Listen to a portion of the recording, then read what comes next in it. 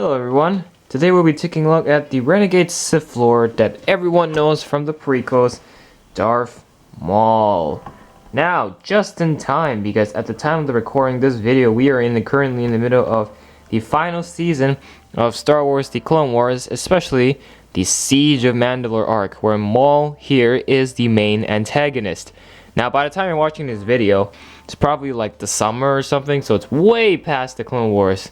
And so, by the time I'm recording this, this is where all the hype is.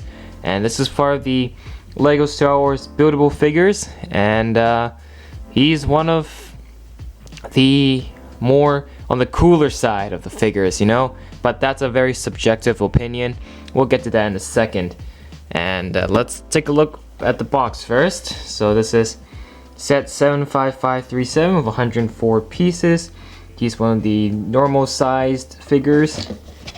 On this side, on the back of the box, you can see his lightsaber is really long, I'll give you that. His double-bladed lightsaber, it's a very long saber, and I could barely fit it in frame. So, that's it for the box. I keep hearing a clattering sound. Are those extra parts? Those are extra parts. Okay. Okay, so here's a look at the Maul figure itself, and as you can see, he's a particularly tall figure. And you'll notice that his lightsaber is really long that I could barely fit it in frame. Yeah, that's great. But I think this Maul is pretty well done. I like how he's covered from all sides, and that's an achievement that LEGO continued with these buildable figures. Is that they've learned their lesson from Hero Factory and really made sure this was well covered. Starting off though, let's begin by looking at the legs. No, they are not robotic. These are his normal organic legs before Obi-Wan cut them off. And you can see it's got that really nice armor piece. It's covered from the back here. These are some pretty neat armor pieces, I have to say. And of course, he is on friction adders because he's one particularly heavy figure. His robes here, you can see, I think I put this on backwards. Yes, I did. Give me a second, I'm going to fix this. Whoops.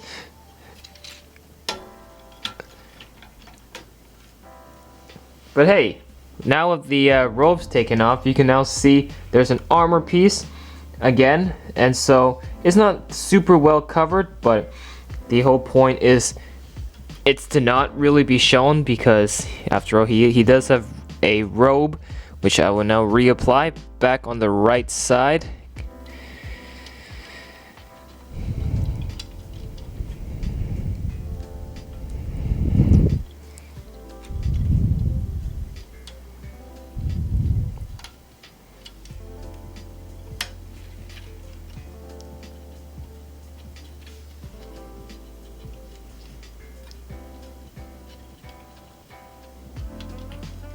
Okay, so I fixed it. So here's what the robes are supposed to look like. You can see it's just basically like it covers the essentials pretty well. They've later continued using this on Praetorian Guard and a bunch of other Star Wars figures, but again, these are some very nice pieces useful for mock making. Now, the main body is of course the main armor that everyone knows that we've all seen before. Except the top here, they've actually covered the shoulders very well. You don't even see any bare bones here. And this is, I guess, part of his hood when he takes it off.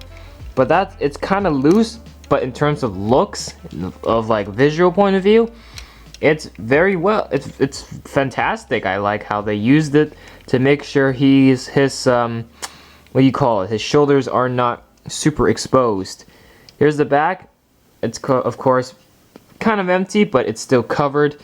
And of course, he has a play feature, which is actually a shared play feature with the Praetorian Guards and then the 2015 Bionicle sets, where they use a gear system here to mimic his lightsaber movements. And speaking of his lightsaber, it is a very long saber, as you can see. It is a double-bladed saber. And you can change up the pose however you wish. You can make it like this and do all sorts of different blocks. And of course, just like the movies, when KENOBII breaks it in half, you can surely do that. Break it in half, which you then get 2 lightsaber pieces, which is just basically what do you call it?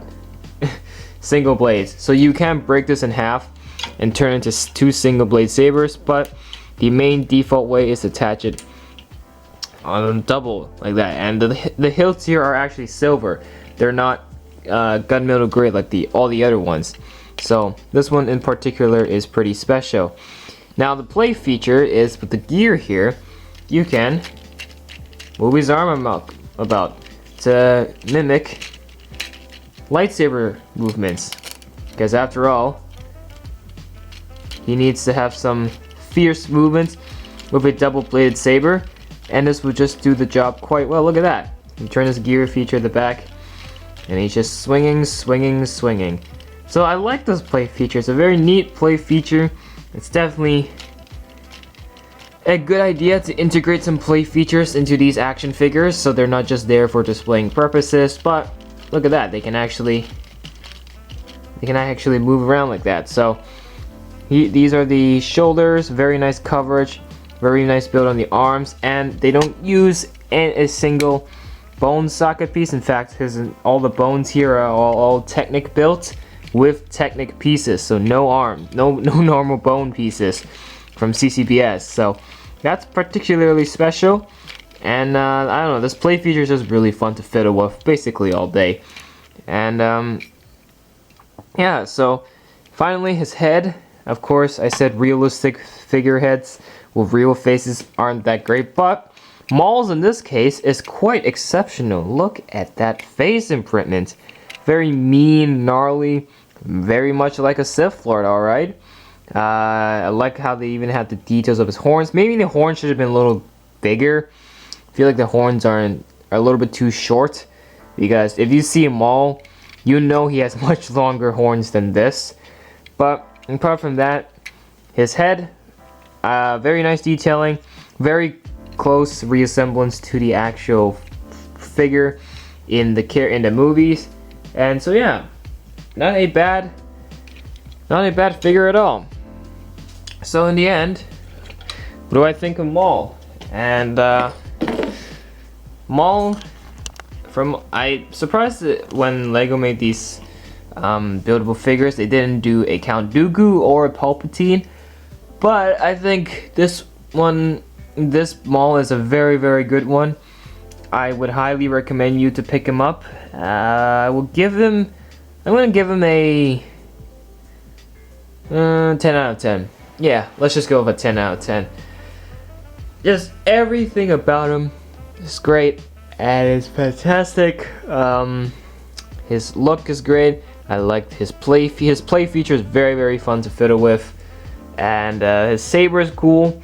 Just everything else about Maul is very, very cool. And so that's all I gotta say for this figure. And so yeah, 10 out of 10. So that's it for this one. Hope you guys enjoyed the video. If you did, then hit that like button or dislike. Anything helps. Subscribe to the channel for more. And we're almost done with these Star Wars figures. I have one more, and that's it for this. And that's it for the Star Wars figures. And that's it. That's all the Lego action figures I've finished. So hope you enjoyed, and we'll talk to you again in the next one.